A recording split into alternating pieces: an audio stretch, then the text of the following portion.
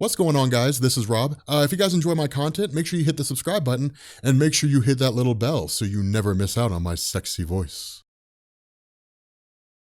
Okay, so we're covering part 2 of DC's Heroes in Crisis, and as I read through this, I started thinking about something, and I have a theory, and I'll run over that theory at the end of the video. I have an idea on who it is that's behind it. But anyway, so as we know with Heroes in Crisis so far, Wally West and Arsenal are like the two big heroes to die. I mean, we know that like the Heroes in Crisis event centers on the creation of something called Sanctuary, but Sanctuary was a place where heroes and even sometimes villains could go to like get the burden off their shoulders. It was a place for those who have powers where they could go and basically not keep all their emotions and thoughts bottled up and push them towards like a breaking point, because that's one thing to bear in mind. A lot of the heroes who are out there are masked heroes. They have dual identities. They really can't just like walk into a psychologist's office and say, hey doc, I got problems. I'm Batman and I really struggle letting people know that because I'm walking this balance line of being like Batman and Bruce Wayne. By the way, please don't tell anybody, because all it would take is just like a judge with a court order to make that information come out. I mean, they'd have to give it up. And so because of this, they needed a place where heroes could go and talk. They could essentially quote unquote confess their sins, take that burden off their shoulders and go back to being heroes again. The whole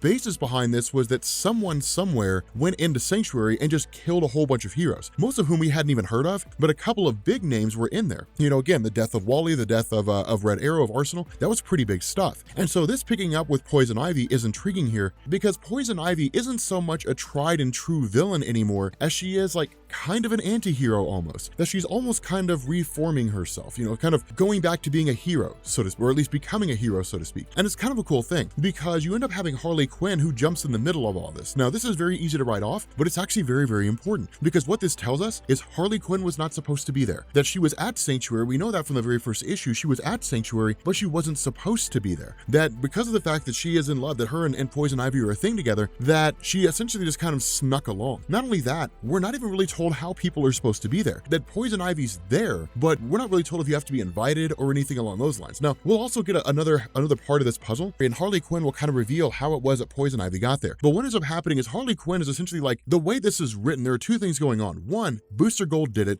Two, it looks like Harley Quinn did it and tricked Booster Gold into believing that he did it. That's kind of how this seems to unfold here. And Harley Quinn showing up at the lair of the Penguin is basically like, hey, look, I need a place to lie low for a while. And this is the other cool thing too. This is what I love about Clay Mann. A lot of times in comic books, for those of you guys who are new here, a lot of times in comic books, you'll see different villains drawn different ways. And sometimes you'll see them drawn in a way where it's like, that looks kind of ridiculous, right? Like you think of Oswald Cobblepot and you think of like the Penguin from like Batman the Animated Series, where he's more like to do, you know, he's more kind of pomp and circumstance, and he looks very put together and very like, you know, high end and very luxurious. That's kind of how his character comes across. But then you think about what the Penguin would actually be like in a city like Gotham City, and it's like, no, he would be an absolute disaster. And that's how Clay Mann draws him. And it's just kind of cool to see, you know, it's kind of interesting. And Harley Quinn basically tells him, look, like I have everybody coming after me right now. This is one of the most important parts of the story, this part that we switch to next. This is why Tom King is so cool. So Tom King, so the way this plays out is it's basically like it's this kind of discussion back and forth. Superman's like, Batman, you know. Batman's like, no, I don't know. And Wonder Woman's like, you're Batman. Of course you know what's going on here. Like, you know how this guy died. And Batman,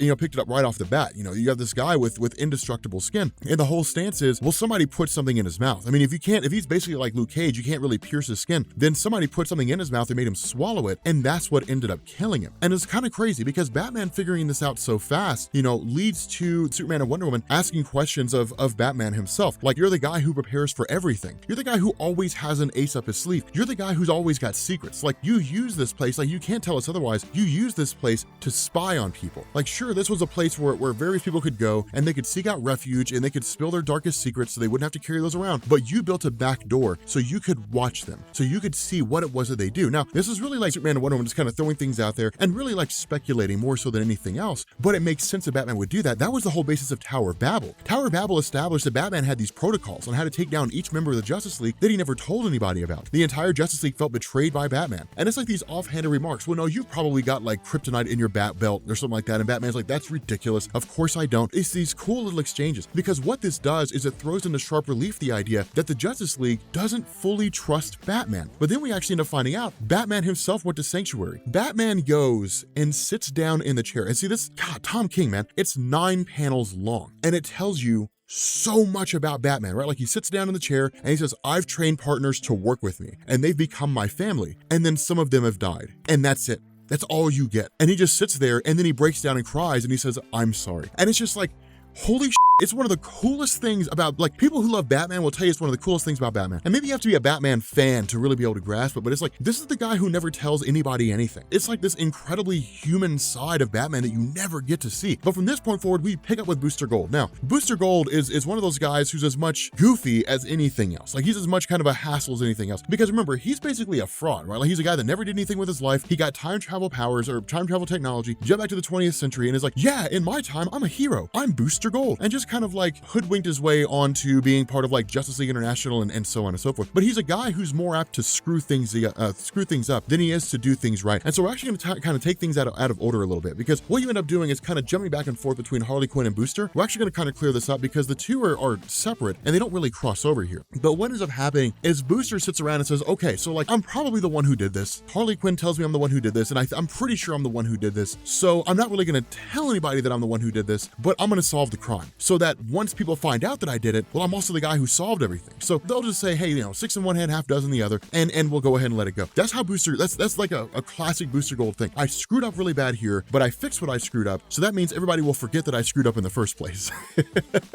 It's pretty classic of his character. And so when he goes through and he starts thinking, he's like, okay, well, there were bodies strewn everywhere. So of course, the first thing we have to do is figure out, who knows about these bodies. And he's like, if anybody in the world knows about bodies, it's Barry Allen. So I'll run to Barry Allen, I'll tell Barry Allen what's going on. Now keep in mind, Barry Allen doesn't know about Sanctuary, at least not to the extent that Booster Gold does. And for those of you guys who saw issue number 1, you guys, if you guys read that, you guys know what Barry Allen doesn't know. And so when you have Booster Gold show up here and start talking to Barry and say, hey man, look, I need you to tell me what's been going on. Like give me the information you did about the autopsies with the bodies of Sanctuary. Barry's like, what the hell are you talking about? The whole time he's fighting some villain. He's like, what the hell are you talking about? He's like, you remember what happened, man? Like, you know what happened? Like, everybody at Sanctuary died. And like, Barry doesn't know. He had no clue that Wally West died. And the whole time, Skeets, the robot of Booster Gold, is like, dude, shut the hell up. Stop talking, because if you do, you're gonna spill the beans to Barry and he's gonna lose it. And the whole time that Booster's saying this, he's like, I'm pretty sure I'm the one who did it, And so just by connecting the simplest of dots, hey, Wally West is dead at Sanctuary and I'm pretty sure I'm the one who killed him.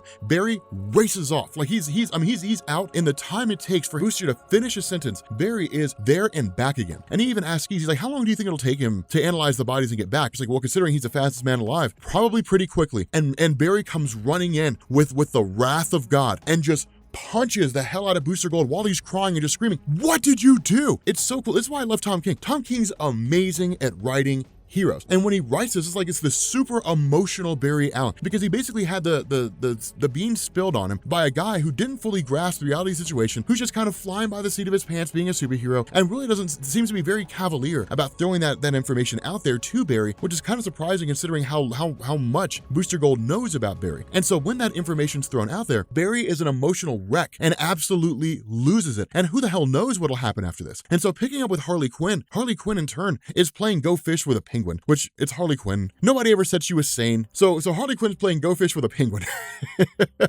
Enough said, which leads to the arrival of like Superman, Batman, and Wonder Woman. The Trinity basically bust into the scene and say, hey, look, we have questions, we need to talk. And Harley just like it's almost like she prepared for this, because she basically says, look, like it's crazy and there were bodies everywhere, and just kind of like losing her mind, and it's just, oh my God, it was so insane. And it was just this overwhelming thing, and makes her way up to Wonder Woman, which is a smart move, because Wonder Woman would be more likely to forgive Harley Quinn than Batman or Superman, because remember, Wonder Woman sees the various female superheroes out there as her sisters. So she's not going to just automatically lash out. She's going to listen first. But this is the cool thing. Harley Quinn makes her way up to Wonder Woman, and when she does, she snatches the lasso of truth, steals it off of Wonder Woman, and in turn uses her acrobatics, jumps out of the way, knocks Wonder Woman out, and then lashes it around Batman, takes him hostage. And this is cool because Harley Quinn knows Batman. Like, she knows how Batman functions. When she wraps it around him, she literally asks the question, is there anything that you have on you right now that can be used against the Justice League? And Batman's response is, like Superman's like, no, he doesn't. He told me he doesn't. Wonder Woman's like, no, this is,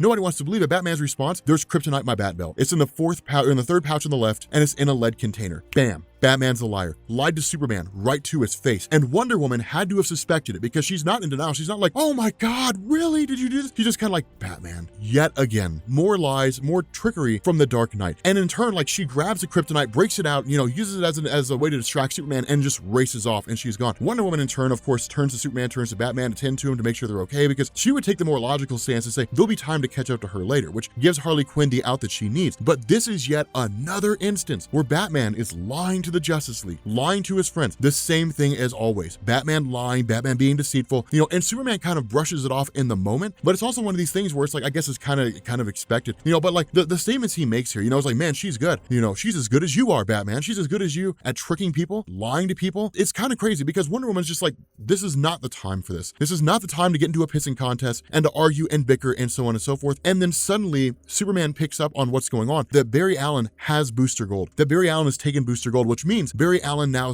knows what's going on. And so this is when you basically pick up with Harley Quinn when she's on the top of a bridge in Gotham, and she starts talking about Sanctuary. And this is a cool thing because what she says here is, she says, I shouldn't have done all the things that I've done. Like, there's so many things that I shouldn't have done. She says, I shouldn't have let anyone hurt you. I shouldn't have followed you to Sanctuary. So like, I should not have let anyone kill you, Poison Ivy. I shouldn't have told you about Sanctuary. I shouldn't have loved you. I shouldn't have met you. I shouldn't have done all the things that led up to this moment, basically. That Poison Ivy was told about Sanctuary. And so it seems as though Sanctuary had an open doors policy, that you didn't have to be invited, that it wasn't only a limited number of people, it was for anyone, which lives up to the charter of Sanctuary as it had been explained so far. Anybody can come in here and anybody can confess their sins. That's what this place is for. And so it's kind of nuts because then you switch over to the Daily Planet and there's this package that came in for Lois Lane. Like, it's basically written by Arsenal saying, here's the whole basis behind Sanctuary. Here's what this whole place is about. Here's what we do here. Here's how all this stuff works. And if any of us should die here, just know that it was done by the Puddlers, or at least the package itself was signed by the Puddlers. And so it's just kind of like, wow. I mean, like, there's these hidden hands behind all this. And so this is when things get really, really, really crazy because because here's the thing you have to remember, all these confessions are being made to computer systems. And if these confessions are being made to computers, then it stands to reason that all the information would be deleted. That's what Batman says in the story. No.